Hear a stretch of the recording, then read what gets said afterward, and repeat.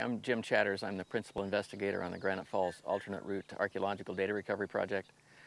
And what we've done is excavated a site that we think dates somewhere between probably 7,000 and 9,000 years old. Locations of the site strongly indicate that really the environment of the present time didn't extend that far back. It looks more like there's more open country at that time. And so what we're doing is we're investigating this bog to find out what the vegetation was that long ago. These bogs were formed by the melting of stagnant blocks of ice as the glaciers receded. And because of that, their sediments, the goo that's deposited in the bottom of them, dates back to as much as 14,000 years ago.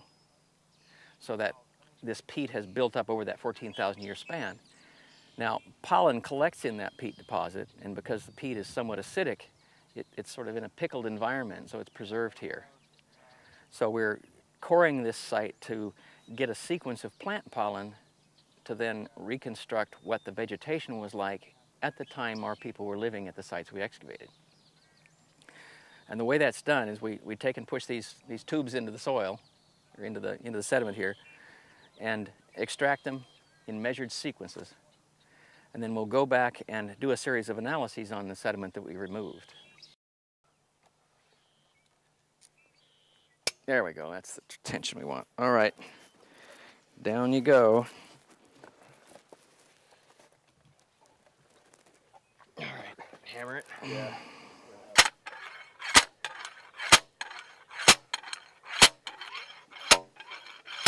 Keep going until it stops us.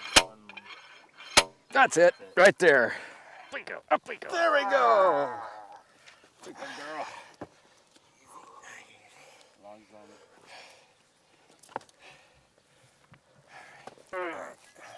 Easy. Okay, we're almost to the. That's good. That's a nice full core. The first step is to do an analysis to determine how much inorganic matter is here, because that'll tell us changes in the process of deposition into this sediment. And when we get that record of inorganic content, that will tell us where the stratigraphic breaks are, the break between the geologic layers in this soil.